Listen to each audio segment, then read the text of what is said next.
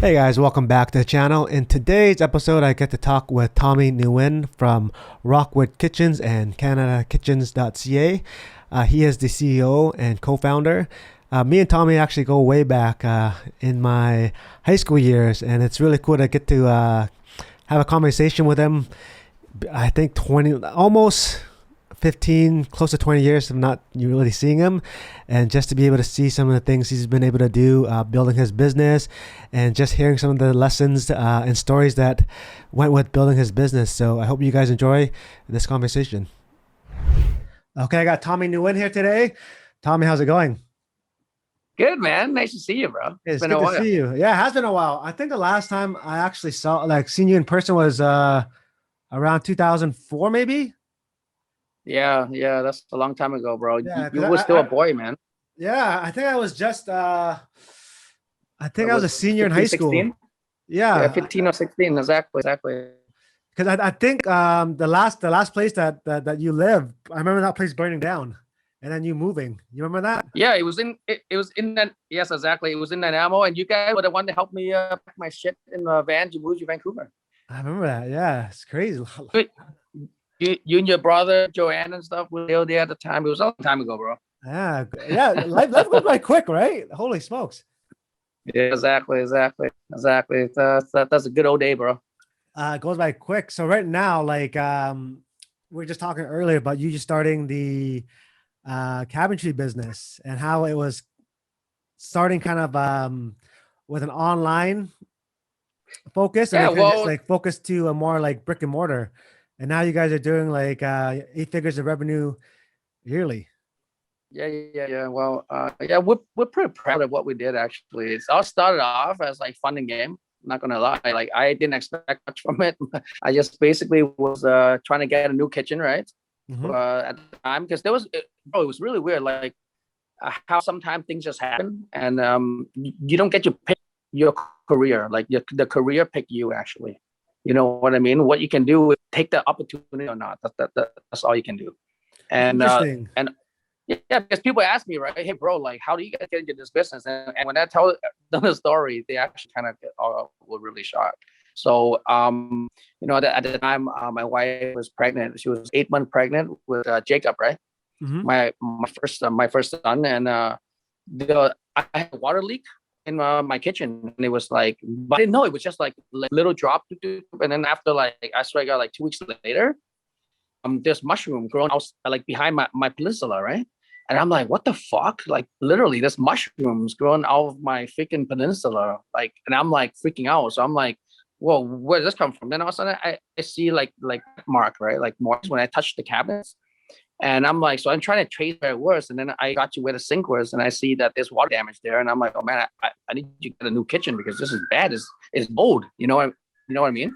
Uh-huh. So I went on Craigslist, right? And I'm like, kitchen cabinets basically, and see if like it is a company nearby that can help me out. Then all of a sudden I saw an ad for like a $5,500 kitchen, and I'm like, oh, 5,500 bucks, yeah, I can afford that. So I called that number, and Giero showed up, right? And he's like, yeah, I'll come and give you a quote and stuff like that. And he came by and he gave me a quote, and it was like 6,500 bucks. So I'm like, oh yeah, still good. I'll do it. And I'm like, hey, what can you do for me? He's like, yeah, I can do it in 2 weeks. I'm like, perfect, man. So I started ripping out my kitchen and stuff like that. And then he'll call me up like the week before the installation, and he's like, hey, bro, I got some bad news there. And I'm like, okay. What? He's like, my main installer, he's not being really cool, man. He's just basically acting up, and he's like calling in sick and stuff like that. So I'm like short on guys right now, and I'm like, well, bro, like that shouldn't be my problem, because like I have a bigger problem, and my wife is at this point like she's almost due, bro. You know what I mean? Like it's anywhere from like 4 weeks to like 6 weeks max, right? And she's due, and so I need this house finished. So I was like, yeah, I think we need to get this done regardless, bro. So I'm like, hey man, worst case, man, just bring it over, and maybe I can help you. And he's like, okay, let me call some more guys and see if anyone can help me, right? And I'll get back to you. And I'm like, all right, cool. Then 3 days later, he called me back, and he's just like, oh yeah, man, I can't get anybody help, man. It's just me basically, right? And I'm like, well, hey, bro, I already told you, man. I'll install this with you. It's all good, because he find it weird, right? Like, why would a customer pay and help install his own kitchen? It's just really weird. And I was just like, hey, man, I need this kitchen regardless. So I was doing stocks at the time and playing poker anyway. So I was working from home, right? So it wasn't like I had anything better to do anyway. So I was like, yeah, I'll help you. Then he's like, all right, man. If I can't find anybody from now till then yeah, I'll just come and we'll do it together. And the day of install, he freaking brought the cabinets under some was off flat box, right? And he showed me how to do one cabinet, because like I was like, bro, man, it's like, I took out the cabinets and I'm like, it's just a box with like 6 pieces, Mm-hmm. like it's literally a box, man. Come on, like just envision a box. How hard can it be to install cabinets and stuff at a time, like, so in my mind I just try to simplify things. It's like it can't be that hard, right? So that was the one step that I believe in entrepreneurs. Like, if you just simplify things and make it like, and don't always think of all the stuff that in the way, make your decision a lot easier. A lot of people are smart, believe me, they're freaking so smart. I meet a lot of smart people, but they're always so hesitant because they overthink. And when you overthink, there's gonna be more cons than pro. And I tell you why. When you overthink, there's all this negativity. It's like, what if? How can I? There's all these questions that you got to answer. But come on, bro, it's entrepreneur, man. How the hell do you know those answers when you haven't even done it, right? That's so true. if you simplify it, so you simplify it and you just think like, well, how hard can it be, right? Your mentality is already telling you how hard can it be. You know what I mean? So you already got that boost already that is like, I can do this if I want to, So yeah, so basically, just always have that mindset. So that was my mindset on how to do this. It's like, well, bro, like, how can this be? Just bring it over, we'll do it, right? So he brought it over. Yeah, so he brought it over, and dude, it would normally take a professional like 3 days to install the kitchen, right? And I was like, all cool with that, but I'm like, hey, bro, even if it would take us 1 week, I don't care. It's all good. So me and him started installing. We finished in 3 days. Mm-hmm. We worked till 2 p.m., but that was nice because for working with him, I actually got a chance to really know who he is, and he actually got a chance to really know who I was, right? So we became friends actually right after that install. And on the last day, he actually was like, hey Tommy, I have like 3 more jobs. You want to like help me like finish them up? And I just like, like, you're a pretty cool guy. Yeah, why not? Right? I'll help you out. So I follow him to finish those jobs up, and then I got to know him more and stuff like that. And I remember this one job, like it was like the 3rd job that we're at now, and I was just like, hey, bro, like, how much you make from this job, man? He's like, I mean, I don't know, it wasn't much, like $6,000. And like, I just look at him and I'm like, $6,000 is not much, bro. That's more than selling drugs, man. Like, I was like, yo, man, I need to get in on this. This is good money, right? So I figure that, hey, like, how, like, it wasn't a hard business in my mind at the time. It wasn't hard at the time. I just thought it was pretty easy. Open up a showroom, Mm-hmm. and we'll have customers and stuff like that. And yeah. So trust me, my mind was more simple at the time. And yeah, so then he just told me that, like, there's some complications and things like that he didn't want to talk about yet at the time. But later on, I found out that he's actually basically the producer of a product called CD Doctor. So this product was sold like everywhere, basically, like Best Buy. You have them in Future Shop, Walmart. His biggest customer was actually Radio Shack at the time. So remember when we were like kids? Yes. Radio, yeah. So Radio Shack exclusively was carrying one of his brand, called Merlin's Magic, right? And what it does is actually a solution that you apply onto DVDs and stuff like that, and it would cure all the scratches. Oh, I remember that. Yeah.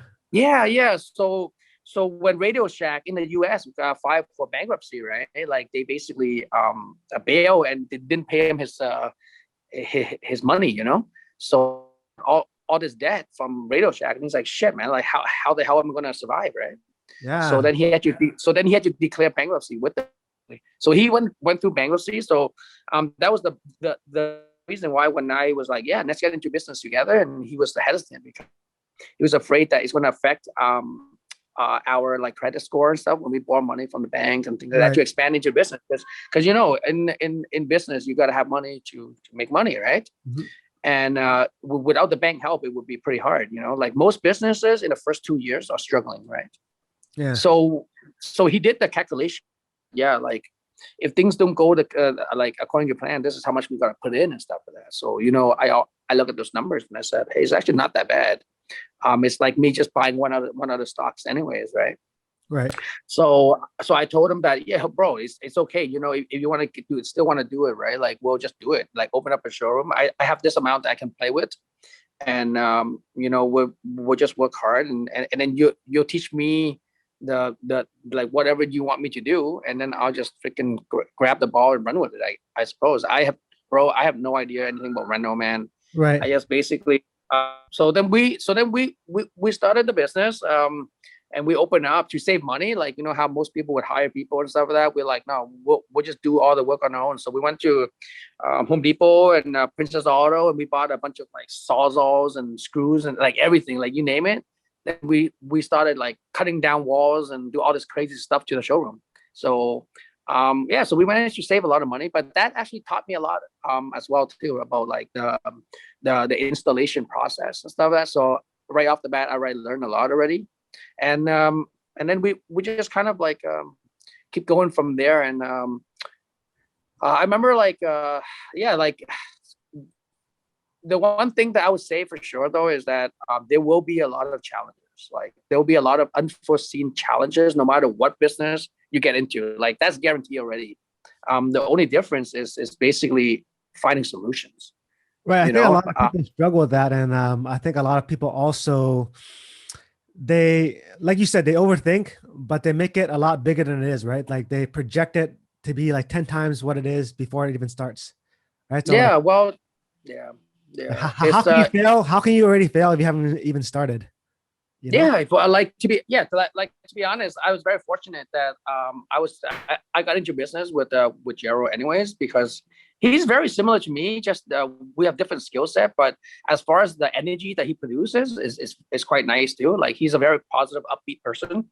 So we always like, we don't fight over like things about like giving staff raises and just doing good for others around us. Right. He's very supportive of that, so it helps a lot because for me, I'm a person that like to promote self-worth and like your what you're worth really, right? Like, you know what I mean? Like, you're always worth more than what you think you are. Like, so it's nice because like I think that play a big part in the growth of our company, because like all the staff can feel that we don't do this just for us. We do Right. it for everybody. So, I Yeah. So mean, that's that. it looked like you guys Yeah. went from bootstrapping just the two of you guys, and now you guys have over 100 employees, which is Yeah, yeah, exactly. Yeah.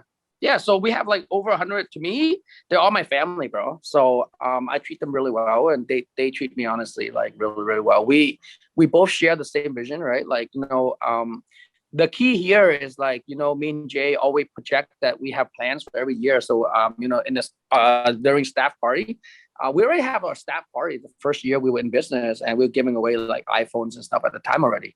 So we were a small company at the time, but what, like, we basically said that, what, for us to grow the company as fast as we can, we have to reinvest back into the company. So we never took out a lot of money. We just work and make sure that all the staff get paid on time, get paid, and just basically suck up all the negativity and just basically talk about all the good things only, and try not to, like I said, try not to spread the negative energy. Negative energy makes the business very bad. right. So say you have like one or two staff that's always whiny and moaning about something, right? Like, you can just tell them straight up, like, we don't need that here.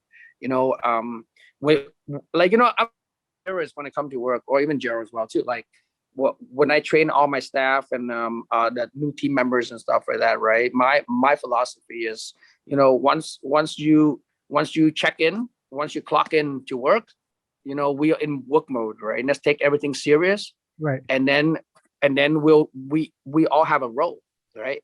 We all have a role to grow the company. But once we check out of the business, we are just family. Everyone is all equal. We're all family. And, nobody's there to boss anybody. In fact, when we check into to work, I always call myself just as I'm like a leader, where I take on the responsibility of leading, right? So, I always lead by example. That's why you see videos of me. If you even watch a video of me when I promote, setting up warehouses and stuff, I actually don't stand there and just point fingers. I'm actually slugging cabinets and putting up like crazy racks and stuff for that.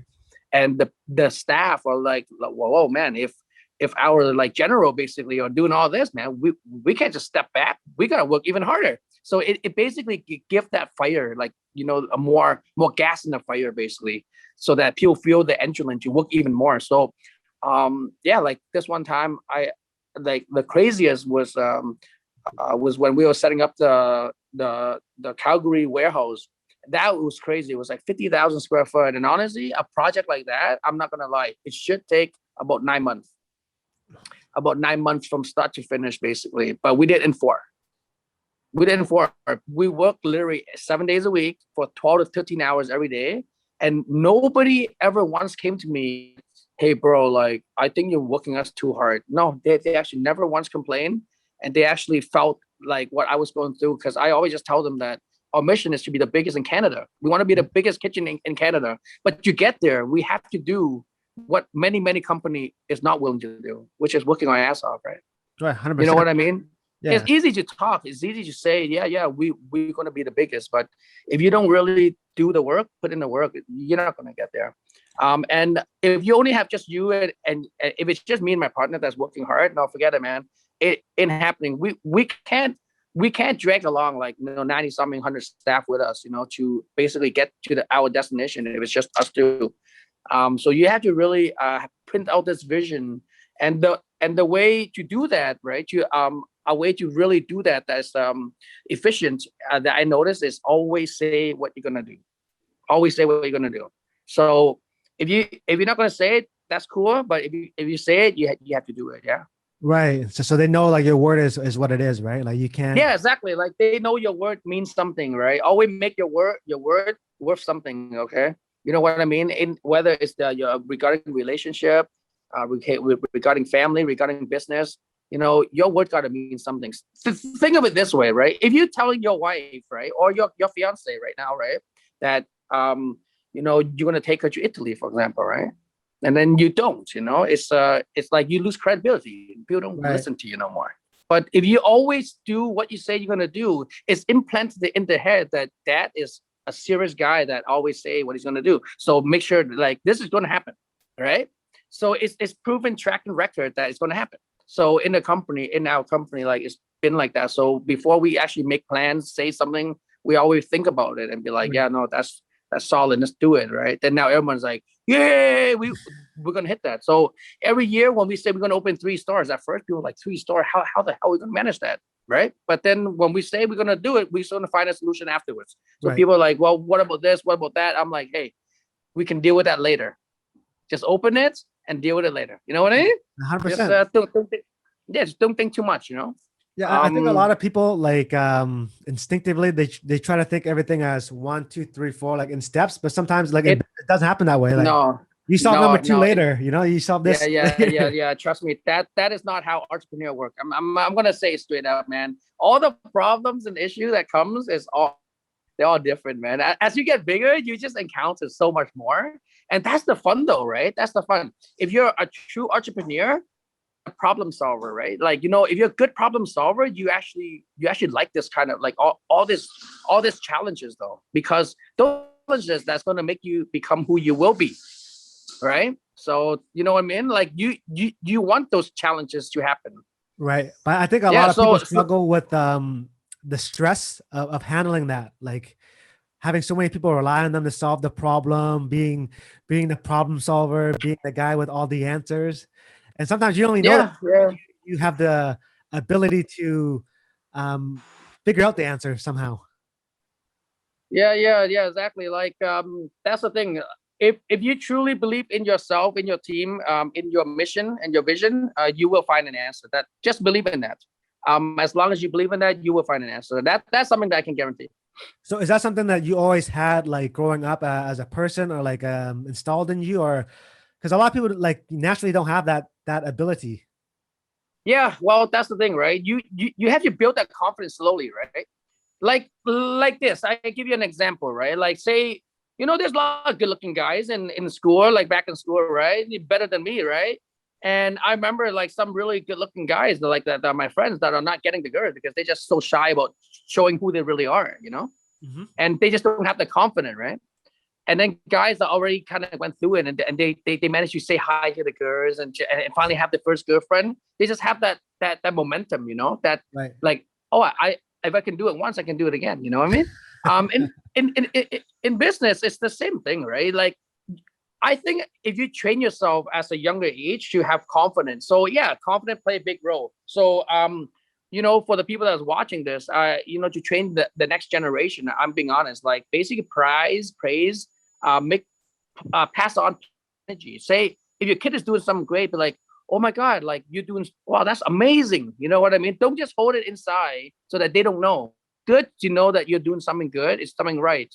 You know what I mean? It's good to be rewarded, right? It's good to pass on the love, so Right. that they always feel that is rewarding to do something right, you know. And then they just get on that more that confident that most people were lacking as kid, like Asian especially are the worst in my generation generally, because our parents came from Vietnam or say from China, for example, right, from Mhm. Asia mostly, and there's man like they're strict as heck, man. Say I have a lot of friends that the parents want them to become a doctor, right? And they don't even ask the kid like, hey, what do you want to do with your life? No, honestly, they just say, I want you to be a lawyer. I would love it for you to be a lawyer or a doctor. And I'm just looking at that kid and I'm just like, man, I feel bad for you, bro, because that's a lot of freaking pressure. You know what 100%. I mean? Like you cannot strive if you cannot even find yourself, Well, because like it was a path that the parents want, is not the path that they want. That's the problem. and for sure, and to be able to do anything, you have to be able to overcome all your challenges, right? And you can Yeah, only do that if yeah, you're yeah. actually interested in what you're doing. Yeah, exactly. So in my work and stuff, I never force anybody to do what they don't love because I find it really is it's not efficient. I always look at the strength and I always talk to them and ask them, hey, well, like, I change staff to do different part of the like different role in the company because I find that can they can strive even more when they do that. And we don't have a problem with changing that because putting somebody in a role that they just don't really enjoy, honestly, it's just a job. If you're gonna treat anything in life is like in work and stuff, gotta be treated like a career. Mhm. I always tell people this, right? I always tell people this. Okay, there's two things that when you graduate from like honestly high school, honestly, or even college, but let's just say high school for now. It's basically this: treasure time. Treasure time. At that age, a lot of people don't really treasure time, and it's unfortunate because they just find they think in their head that they have so much time that they just don't know what the hell to do with it, right? No, you actually don't have a lot of time, believe me. When you get to my age, you will realize that you just never have enough time. Like, like yesterday, right? Remember when I was supposed to meet you, right? Yeah. There's always something happen, bro. Like in life, it's like that. When you have four kids like me too, it take up a lot of your time, and now you got to designate like what you do with your time, like to make it fair and to make you happy, right? So that's all the time you got, 24 hours in a day. So I feel like everybody should take time more serious. You know what I mean? Like basically, and what I mean by that is like this. Okay, so let's say this: you can start right now just by doing this, just by basically thinking this. Like, okay, so time is very valuable, right? If I'm gonna do this job, if I'm gonna do this interview, if I'm gonna spend time with my kids, my wife, I'm gonna make it worth the most while. Say you're gonna do a project for your boss, right? Mhm. Why just slack off and do a shit ass job for him? You just get by. Instead, you can actually focus a little better, do the best assignment for him.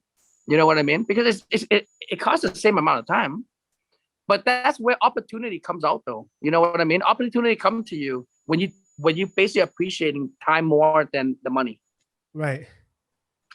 I think a lot of right? people are trained the opposite though, but a lot of people are trained, I'm only going to do this if you pay me. Yes, that's the problem, bro. Because opportunity. Okay, I tell you something. Okay, I tell you this one story that's actually pretty. That will basically I'll remember for the rest of my life. So when I was in China about 4 years ago, I actually met up with Chingwei. He's like the biggest quartz supplier in the world. For quartz. Mhm. And I remember me and Jero were at his office, and we were talking about like a deal on after, like, what, it was like more like a joke in a way, but it was kind of serious in a sense. Like my business partner, he always loved word product. Like the guy is like love the art and stuff. Like in Asia we have like furnitures that are made of like giant piece of wood that are carved hand carved into like tigers and dragons and stuff, right? Uh-huh. And it takes like 6 months to do one of those. It's a lot of labor. So my partner saw Chingwei have a nice set um, of furniture that was made from Vietnam. There, I don't know, man. That thing must have cost like 100 grand, right? And Jerry was just joking with him, like, "Hey, man, if I sell like when we get you 1,000 container from you, can you give us this set as a gift?" And Chingwei was like, "Oh, for sure, no problem, right?" And then Chingwei asked me, like, "Hey, Tommy, what would you like when you guys sell 1,000 container?" And I was just like, "To be honest, I actually don't want. I just want to spend time with you." And he's just like, "Huh? What do you mean?" I said, "Yeah, next time, if I just come to China, I just want you to take me around with you. I just want to hang out with you. I just want to see how you talk to all your friends and stuff like that. I just want to see what at your level, like, what do you do different? You know what I mean?" And he just looked at me like, "This is the most weirdest request ever. Most people would want something that worth money, but Right. I actually chose something that worth time. Like that time is." So basically, what he realized is that I appreciate time more than money, and it's technical. And he feel like, you know, there's a saying, we like the people that are just like ourselves, right? Mhm. You know what I mean? So we share something of interest, and yeah, and ever since he kept his word. He's like, yeah, yeah. So he gave me a handshake, and he said that is not a problem, and in fact, from now on, I would call you brothers, because um that's something that I can basically promise you, no problem. So you'll be my little brother from now on, and that means that every time you come to China, I would definitely look after you. So all the pictures and videos that you see me post in China of all the good times is because, yeah, like, he actually treat me like a king, bro. It's pretty amazing. I'll Wow. go there. I have a driver there with a limo, basically taking me everywhere. He paid for all my 5-star hotel and stuff like that. And when it was my birthday, he basically reserved a whole restaurant, right? A whole restaurant, clear out 25 tables and make it into one ginormous round table with like 50 people sitting. And then he built a stage for me and stuff, bro. It's like a wedding. I'm not Yeah. gonna lie. It was incredible. And that's something that I would never that I can't even take back. But like, it's amazing, bro. It's gonna be in my heart forever. And that came because I appreciate time. That's all. You know what I mean? More than money. So Right. yeah, opportunity come when you appreciate the time. Just everything you do, just do the best you can. And just always think, man, if you're gonna do it, do the best you can. And if you don't want to do it, just say, I don't want to. I don't want to do it at all. You know what I Well, mean? I think some It's people not have worth my a time. issue. So I think a lot of people have an issue saying no. Like, they kind of. No, no, no. It's no issue saying no. It's, bro, it's you. See, me. I'm a very straight up, Yeah. right? Either you like me or you don't. But this is me. There's no from the fact that this is me, right? I'm very expressive. If I want something, I'm gonna say it. You know what I mean? So people have to just be more expressive of who they really are. And Mhm. another thing, beside time, remember I told you there's two things that you should do, right? One is appreciate time more than anything, right? And the second is, after you finish high school, don't rush into like a class, anything that other people are basically putting in your head. Okay, basically, have time for you and step back and ask, what is it that you like? What is it that you want to do? And honestly, sometimes what it can take is a break. Like what I mean by that is, like, instead of rushing it to sign up for the next class in school and stuff, sometimes just take that 1 year to understand who you really are. Whether it's basically spending time with yourself only, and doing like, honestly, like a backpack trip around Asia or something like that. You just really understand who you really truly are. it's going to be a lot better for you, because when you can truly find who you are, you will love that person. And if you can love yourself more than anybody in this world, you can do yourself very good. I So promise you. at what age were you able to find like who you are? Like did it come now like quick to you, or did it take a lot of time and different experiences to realize that? It's gonna, to be honest, it's gonna be the luck of the draw, bro. Luck of the draw. So some people will find it sooner than others, for sure. How about for But you? if you don't, for me, yeah, I started loving myself honestly. Was when I was like around, I would say like 34 years old was when I truly started loving myself. Yeah. So it's not. What led up to that? Like, was it just a series of events, or did something like happen dramatically in your life that? Yeah, basically, I was chasing money for so long, bro, for so long, right? And then I realized that money's not everything. Money's not everything. And then I just realized that even for all the things that I did, it wasn't what I even wanted to do. I did it because I just want to make money. But the thing is that you can do what you love and make money. That's the thing I'm trying to say here. You don't have to sell yourself just to make money. You know what I mean? Yeah, I get it. Yeah. That's why I say I couldn't find myself till I was like 35, literally. Like it was only like 4 or 5 until I really truly loved myself a lot. You know what I mean? And that was the character that I was promoting to the world now. It's like for the last like 4 or 5 years now that I truly love myself. Like that. You know what I mean? And that's the image that I possess right now. This is me. This is exactly who I am. You know what I mean? And if you asked me this when I was like 28, even though I was doing business, I was doing well, but I was not happy though. You know, there's still a lot of things that I was not happy with my life. So I was living, but I was not living. I think it's important for people to realize, like in life, they have choices, and not everything revolves around money, right? Or else you're just pretty much like a stripper, you know, like all you do, everything you do is just for money. You can't even because like live. Society make us feel and think that way, right? But it's all in the head, you know. It's all in the head. I tell you why you need to find yourself and love yourself, right? And let me tell you this, Dad. You know, say this, right? If I ask you, hey bro, like, do you think you're like a great person, right? And you would answer me, yeah, I think I'm a pretty good person, right? But if I ask you, hey Dad, do you think you're a pretty good person? A person that loves themselves will say this, bro, I love myself, I love my life, man. Fuck, I can't complain about anything. You know what I mean? Because there's really not much you complain about, right? You know, because they find themselves already. Um, if you basically going to love other people, then you're going to love yourself. What's going to happen is you're going to put the focus on that person more. And if that person ever break up with you, you will have this suicidal thoughts. Right. You understand? And in business or in relationship or in anything, like nobody can take over that number one spot beside you and yourself, bro. Come on, man. You live with yourself for the longest time in the whole entire world. So if you don't love yourself the most, it's like that logic to me don't even make sense already in the first place. But most people don't even love themselves. That's the messed up part that I find, you know. It's interesting. Like not a lot of people think like that. And I see it in a lot of, you know, businesses and just like relationships where one person just gives everything. And it's almost like when you give everything, you become nothing. Right. Yeah. So that's the problem, right? So I tell you why this is important, right? If you love yourself a lot and you come across very like, how do I say, basically confident, you know, you come across very confident. Any kind of business or ideas that you come across is going to be much more successful because you already have a positive mind that you can do any of those.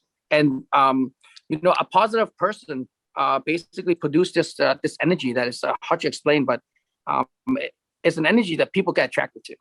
Right. You know what I mean? So say if you're like basically seeing your buddy, right? One guy will just be like this, hey Dad, how's it going, right? Like, you know, like, yeah, life is okay. Or would you rather see someone that are all like, yo, bro, what's going on, man? Like, you know, it's just so nice to hear from you. You know what I mean? It's totally different energy that you're giving out. But you are drawn to the more upbeat, happy energy, though. You know what I mean? So 100%. That's pretty much what people are drawn to. So businesses and like a success rate of closing deals and stuff come from positive energy. Trust me on that.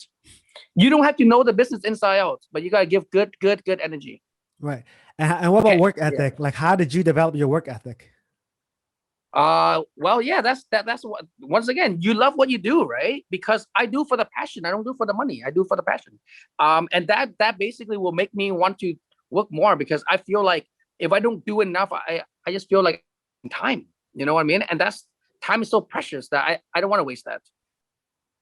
Yeah, so many people don't get that concept yet, right? It's just so like, yeah, you don't take anything with you but your life. Yeah, just time, number one, and loving yourself. Just as long as you can do those two, anybody can be successful. I promise.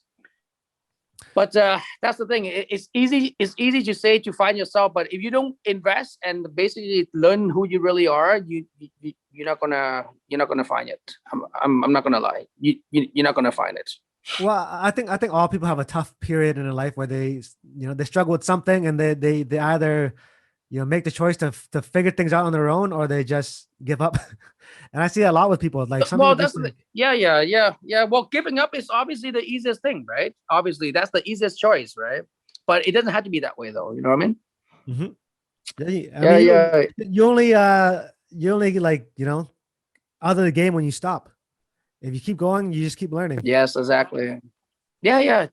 Bro, just remember this: entrepreneur is about problem solving. Okay, the more problem you can solve, the bigger problem you can solve, the more fun and the more rewarding it's going to be. Just basically, I always tell people this: like, wouldn't you want to meet who you will become in 5 years? That's Like, interesting. I always say that. I'm like, I would love to meet myself in 5 years, man. I can't wait. So I'm doing all these things to meet myself in 5 years from now. I think it's gonna be incredible, man. It's gonna be like the new me, basically, from now. That's a very good way of thinking about it, because like the majority of people, they don't like aging. They think like another year is stressful, another year has gone by, they're older, or they're not like where they I'm want to be in a year. You know what I mean? But you're just the I'm exact excited, opposite.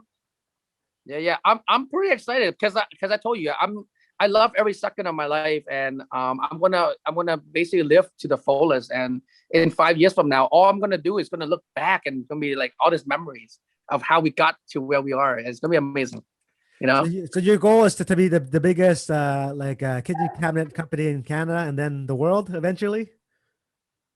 In Yeah, so well, to be honest, like we would really love to be the biggest in Canada for sure. For the pride, obviously, like Majero basically dropped out of high school. He basically got back into programming when he's like 20, was it like 27, 28, basically. And I dropped basically. Well, I finished high school, but I didn't really like even start college and stuff for that. I started college to cut hair, do nails, and things like that, but it wasn't my thing. Yeah. Like, once again, right, that's the thing. It's like, you do things because like your parents and stuff think it's good for you, but when you tried it, you just like, it's just a waste of time. Right. So what was the one thing that I was fortunate about was that my parents was not peer pressuring me a lot, right? So say, how I got my license and stuff to do nails and stuff already. Most Asian parents are like, yeah, well, open a shop and make some money and just live the normal life, and that's good, right? But me, on the other hand, I was just like, no, man. I'm like, I don't even like, I don't even really like this. I just find it was just like a job, and I just couldn't see myself doing it for the next 40 years. So I told my parents that I don't really want to do this. I want to find other things that I might be good at, right? Mhm. And my mom wasn't happy about it, but she wasn't like all like against it, and she saw like making me feel bad about my decision. She was like, okay, whatever, like as long as that's what you want. So as parents, as friends, I would say, like, just be supportive of what the other person is going through and stuff like that. You don't have to always be so negative and be like, oh, it's not going to work and blah blah blah. If you don't have anything good to say, just don't say nothing at all. And no, but honestly, just help pass on positive energy. Just help pass on the positive energy and be encouraging. And if they do it and they fail, who give a shit? It's their life, but that's another lesson for them, right? Yeah, Failure is it's going to be the beginning of success, right? for sure. But I think Yeah. so many So people just like aren't able to conceptualize that, right? They think failure is such a big mountaintop that's so hard to overcome. Yeah, like you have to experience failure. It's gonna happen, bro. Like, with my business, we have a lot of time when me and my partner even had to argue on like different things that like events that happens, and ways you like solve it. We come up with different scenario on doing it, and obviously like at that time, like which one is better, like how the heck would you know, right? You whatever you think at the time, really, and how do you just come to conclusion. And even with like just things that we had to try different add on with products to our like business to see if it worked. If we never tried it, we wouldn't even know, right? So because we tried so many to add so many different things and it failed, that eventually we found things that work, like Right. handles, stainless steel sinks, like hood fans, and like accessories and quartz even. Like it basically leads to other stuff, but obviously there's things like vanity that failed, that didn't do so well. There's like stuff like floorings that didn't do so well for us, like, you know what I mean. Yeah. But yeah, but like thinking back, I don't regret any of those choices that we bring in like the wrong stuff or anything like that, to be honest. Like it just made us basically learn from a lot of the mistakes, and why it didn't do so well. And then we're like, yeah, next product we're going to bring in, we need something that's going to capture those that the audience and things like that. Yeah, it's just But it's yeah. just like a game, right? Like business is just a game. Like you're gonna have a lot of wins and you're gonna have a lot of losses, but as long as the Yeah, wins yeah, become bro. more than This losses, there's it's no all good. Yeah, and what as well too, like definitely always have like the positive mindset. In business, you're gonna have a lot of people judging you. My biggest problem is is people judging my product, right? You know how they so narrow minded, and they're like, well, oh, your product is from China and Malaysia, and I'm just like, yeah, what's wrong with that? And they're like, oh, that's a cheap Chinese product, and I'm just like, oh Lord, I had to explain it one more time now, right? So I basically like it's it's it got to the point where I'm just like kind of like my mind are like boggle sometime, right? And the thing is that when you first started business, right, when people are saying stuff like giving you comments and stuff like that, it can be hurtful. You know what I mean? Because my product, what I love the most about it is that it's not like high end kitchen, right? But it looks like it could be a like very high end. But it's not low end like here. You can pay like down here, and high end is up here. But in Canada at the time when I started, there was nothing that was in the middle. And most Canadian are just normal working like Canadians that just want, we always have a saying, me and my partner saying that, we like to have champagne, but we obviously are on a beer budget, right? But like, you know what I mean? So it's not like we want to pay for the crappiest stuff all the time. Right. Right. So how can we get a product that's even better than that is not quite up here yet? So then we decided that a product that are mass manufacturer in Asia is the way to go. So that's how it all started, with the importing and exporting and stuff like that. So we went back, and then we basically got like QC that we hired to live at the factory to basically monitor all the product. All the machines are from Germany, Italy, or from the US. It's our CNC now, which means it's our computer program anyway. So to make an order, right, we would make like say 1,000 pieces, 1,000 piece of like the left panel, for example. Whereas in Canada, the reason why it's so expensive here is because we can use the same CNC, but the wages is a lot more. But on top of that,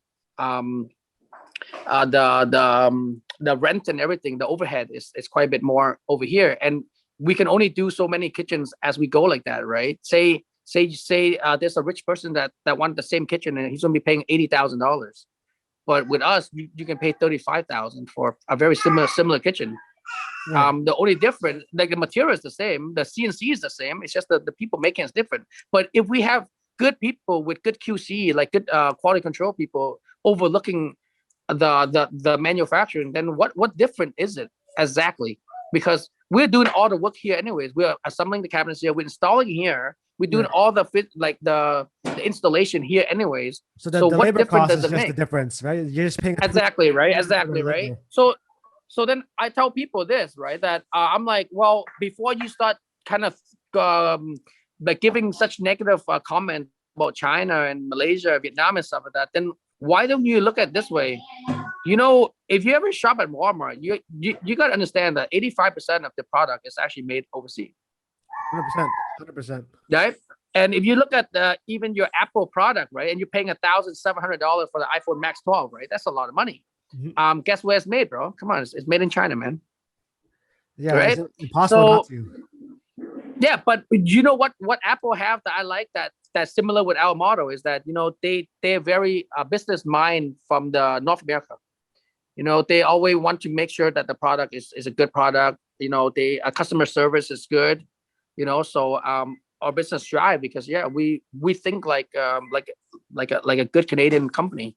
You know what I mean? Like we have all the warranty, everything set. It's all the same. There's no difference. So right now, I'm so proud to say we are competing against like IKEA, Home Depot, Lowe's. Like that's huge to be competing against those guys.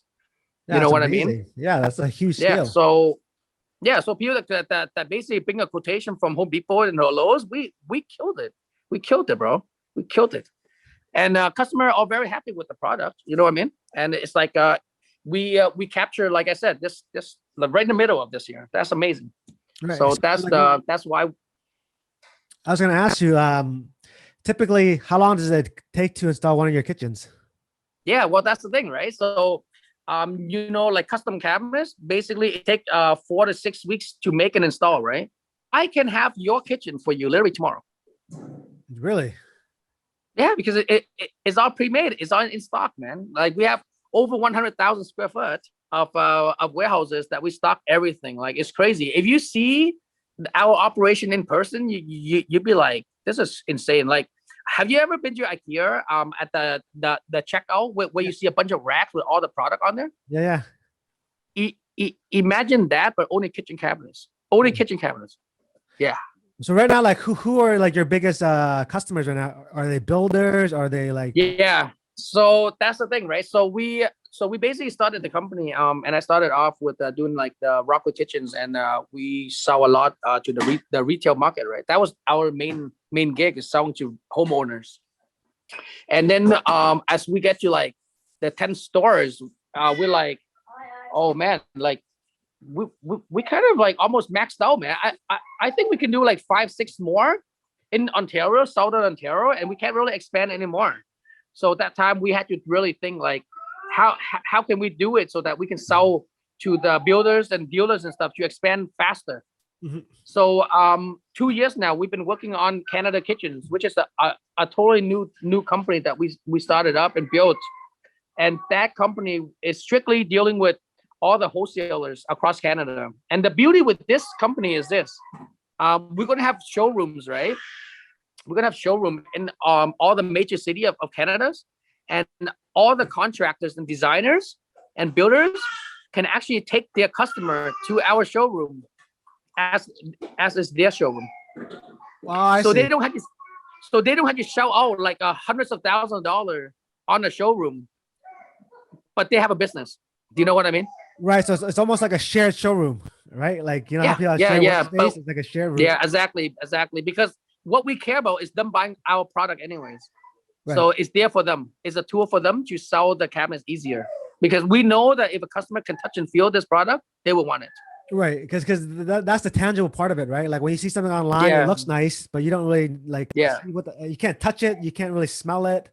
You can't visualize. So what happened was we opened up 10 Rockwood showroom now. And then we have a couple of Canada Kitchens warehouses, and we're opening up a showroom with Canada Kitchen right now in Ottawa, and the one in Edmonton we're working to finalize right now as we speak, and Halifax will be next, and then Vancouver. But what's happening is that with the Canada Kitchen, we're planning to open up probably about 25 stores in the next probably say 3 to 4 years, hopefully, like 25 physical stores like that. Oh. And then and the reason why doing the Canada Kitchen with the wholesale way, it's going to be a lot faster to grow than the Rockwood Kitchens, is because Rockwood Kitchen have 10 stores, right? But with the Canada Kitchen, we have just 25 stores all across Canada, and but then we have a bunch of dealers. Say we have 5,000 dealers. That's technically 5,000 stores we're selling out of technically. Right. Like Yeah. satellite. So we can grow much faster. That's the only way for us to beat like Home Depot and stuff, because you gotta like remember Home Depot, Lowe's and stuff. They have a lot of locations as well. But for us here, instead of the dealers going to Home Depots and IKEA buying cabinets for their client, and if they're buying from our network, right, Right. we can be the biggest fast, and this is the only way for us to be the biggest in Canada, fastest. So, So in the next 3 to 5 years, we're hoping to become the biggest. But um, the good news is that we did a crazy campaign with the advertisements, and we have 480 dealers sign up with us in the last 8 days. wow. 480. That's incredible, actually. So for us to get 5,000, yeah, I think 3 to 5 years should be okay. Should So be like, very realistic. how'd you guys come up with this strategy? Was it something like you and your partners just were throwing back and forth, or did you hire someone to help you guys conceptualize it, or? Well, this basically, like I said, right? Our business have like a lot of obstacle that we gotta basically bypass to get to where we are. But the biggest reason that we are where we are today actually is because of this. So why we even bother with Canada Kitchen is there's two reasons. So that was one of it that I told you earlier. Second reason was in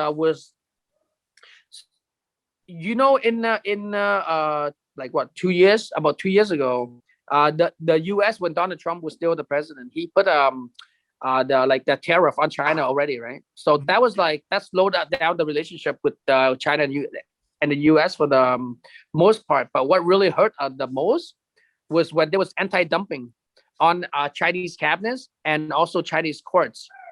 So what happened was, at first we thought that, oh, okay, well, great, that's fine. Like China and U.S. is not going to do business. It's cool, so we can basically buy the paper and sell to the U.S. That's a great idea, right? Sounds great on paper, but then as the time come closer, we start to realize that, holy shit, we are actually just a small customer at the factory comparable to all the big American player. So if for any reason they lose out 90% of their business, 90%, this factory don't have enough capacity to just make our line of cabinets. That would be devastating. Yeah. And scale, right when we thought about that, we're like, sooner or later it's going to happen, right? So we're like, man, we need a backup plan. So that was when we met up with Daniel, our third party that we have for Canada Kitchens, and he is actually the owner of the factory that we're dealing with. So what happened is that the old factory that we were with, they moved to Vietnam. Interesting. They moved the operation to Vietnam, and we're like, well, we need someone like a company in China that already know our cabinets, but at the time we couldn't just wait for them to change. So then we got into business with Daniel, and now Daniel take charge and deal with all the quality control at the factory, and we deal with all the sales and expansion here basically. And so we got in bed with the factory basically. Oh, amazing. To solve that problem.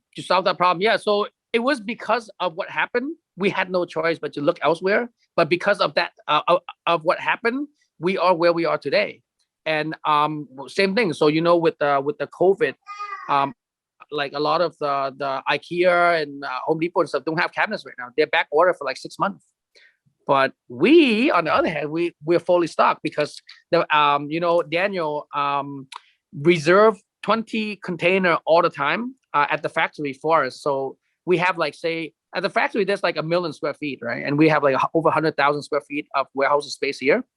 So we pre-make them as well in China. So we just ship them as we need them to help solve back order issues. Right. And that's the biggest problem with our business, is that we're growing so fast that it's hard to have all this inventory on hand. But we have Daniel and his father that's putting all the money up front to make all those cabinets in advance, and we just pay them as it gets shipped. So it's pretty amazing. Wow, that's a great relationship. That's really hard to get. Yeah, for sure. Like that was the biggest challenge when we went to China and actually start importing our cabinets. We know that if we don't get in the actual relationship, like a business relationship with the factory, eventually it's gonna go south because like I say, right, anything can happen. You know, the anti-dumping happened with the US, and basically that screwed over many factory in China. Many factory, they had to close down and move to another country. And during COVID, sales went crazy. Like it's just, bro, like it's so crazy, man. I feel good that our sales is so good, but I also feel bad in a sense that the staff is working like crazy. Right. But like I said, everyone have a goal right now together, and I feel pretty honored that we are just working side by side and going to get that together. Basically, you know, I always say we have to get to financial freedom. Like I want the company to be on the stock exchange, like in the next say 5 years, and then give back company shares to the staff so that they have something that actually that they can retire with. You know. Wow, that's a incredible vision. Yeah, and then down the road, say in 5 years, we can basically become the biggest kitchen in Canada. What we want to do is we want to pump a lot of money into a lot of inventory and stuff like that back in China, and we're gonna do open up a new company going to be called Container Home kind of. So what that is it's going to be like it's going to fit with our home store direct vision, right, where we sell everything online like that, right? So what's going to happen though is this: say you're a builder, right, Dad, and you're going to build a house in Nanaimo, right? Mm-hmm. And right now, you know how a lot of the product is very expensive here. So you know, most people build a house with intention to make money, right? So they just want like the product that they can get for a good price, right? That's how they're going to cut the cost. But if they had to waste time, you had to go everywhere and shop for things. Not only are they wasting time, they obviously have to waste more money from like other company bringing it in and stocking it. So that all costs money with time, labor, and also with warehouse spaces, right? We will stock everything in China, and what happens? Say a builder can actually add all these items to cart and check out. Say the one container can come to like $40,000 USD, and that will include, say if they need like six bathtub, they need like 6 faucet, they need like tiles, they need like say 4,000 square feet of tiles. So we have like say 12 different kinds that they can choose from, and that's the hottest color. You know what I mean? So by doing this, I'm mass producing for a lot of builders across like Canada and US, even for the whole world. So they just go on there to add what they want on there, and then we'll going to fit into 1 or 2 container, and it's going to go right to the country, and then they'll just offload everything at the job site. Wow. Yeah, so that's the future plan. But that plan, we're going to need like a lot of money. So when the company go on the stock exchange, we will mention about that. That's the future goal. And when we collected enough money to like raise enough money to do that project, I would love to do something like that. That would be really cool, actually. Really cool.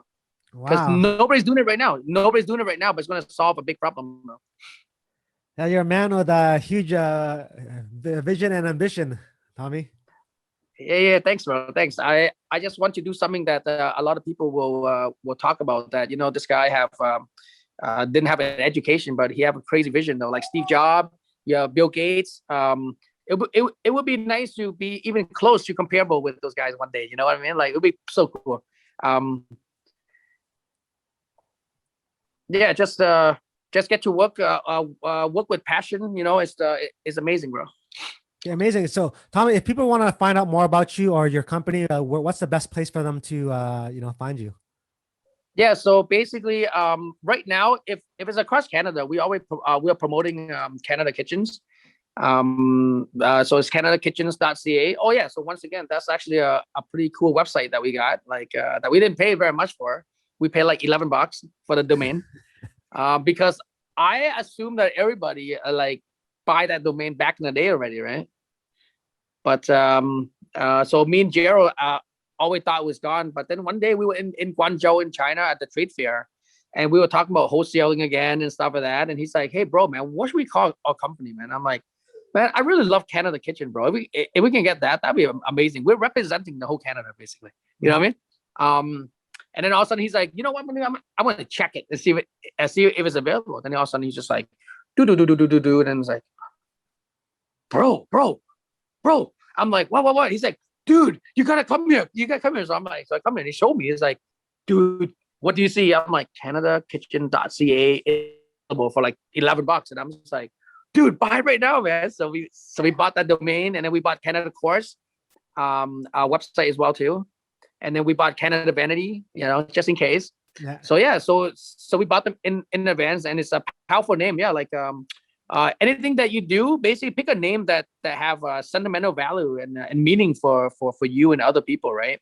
The reason why we chose Rockwood at the time back then, right, was because we sell just rock and wood product, right? So say if there's any customer that I meet, at the time, I think if I meet them and they're like, hey, why do you guys call yourself Rockwood, right? We'll be like, well, think about it, rockwood, that's all we carry. So then they'll be like, Rockwood. Okay, now I understand. So then they'll always remember that story to remember our business. Right. You know what I mean? Yeah. Yeah. So yeah. So it's like any business that you do, and the name is very important. You make sure pick something that have a story. Have a story. It's like remembering somebody's name. It's like you can remember it, like say Angelica or something. If you incorporate Angelica with a person that you met before, and then there's a story that, you know what I'm saying? Yeah. Yeah, there's it's a not connection. very hard to. Yeah, exactly. There's a connection. If you don't basically remember things by a connection, you'll never be able to remember a lot of businesses out there. All right. Wow. Well, Tommy, thank you very much for your time. We got so many good insights from you, and just hearing some of the lessons and stories from your journey. So thank you very much for coming on. Hey man, it's a pleasure, bro.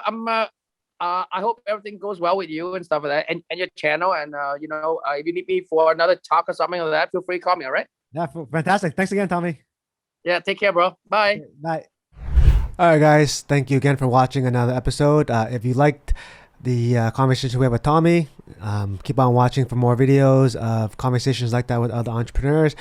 Subscribe to the channel, hit that notification bell so you can get notified when new videos come out. And I'll see you guys in the next episode.